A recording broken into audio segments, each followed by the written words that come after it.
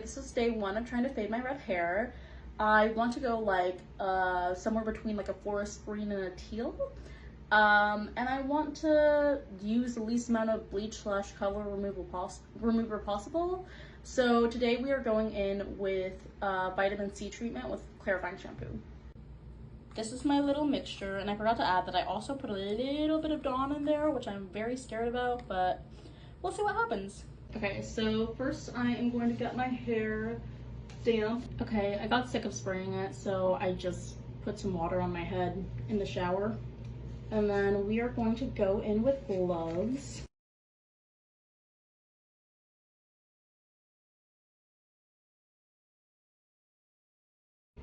I got some vitamin C in my mouth, which was not fun, don't recommend. But I'm just gonna go ahead and put it up in a cap now. I also want to mention, I kind of did like a concoction of what I had. So I did vitamin C from CVS, then a little bit of this dandruff shampoo that has like salicylic acid because it's my dad's and I just had it. And then the Paul Mitchell Step 3 clarifying shampoo, or shampoo 3, whatever. Someone told me that that works well for fading color. So what I'm gonna do now is I'm going to put it up.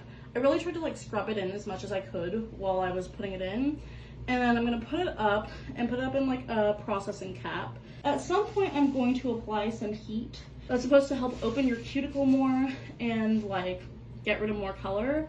And then I also saw this one video that was like, if you leave it on 4 hours, it'll work better. So I might try to leave it on 4 hours if I can do it that long. And then I'm also going to put a beanie over this because I think that'll trap more heat. So we're just gonna see what happens. Okay, I've had it in for like 1 hour now. You can see the red around my face. I'm not really sure how to show you how much has come out, but like if I squeeze it, this happens. So I feel like that's a good sign. I will let you know. This is my hair almost dry, and I'm super happy with how much color came out. So strap in, this part might be kind of long, but I'm just gonna tell you everything I did to really make it work. So first of all, what I had in my hair was Pulp Riot, Pyro, Countess, Nuclear, bit of Bloodshot, and Manic Panic Vampire Red, which is supposed to be like impossible to get out of your hair. It was a whole concoction.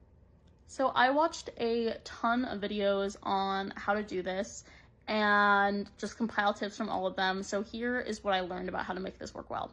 So first you want to do it on damp hair. You want to keep it in basically, honestly, like as long as you can. I went with 4 hours because I saw a video saying that 4 hours, like if you keep it in that long, it really helps pull the color out. Then I try to keep it damp while it was in there. So every hour or so I would go and spray a little more water, really rub it in. You want to really like rub it in when you first put it on too. I added some heat throughout the process. So at one point I wrapped my head in like a towel I had put in the dryer. And then right before I washed it out, I went in and just hit it with a hairdryer for a little bit at like just warm temperature. Then when I went to wash it out, I used the hottest water I could stand and went in with 2 rounds of shampoo.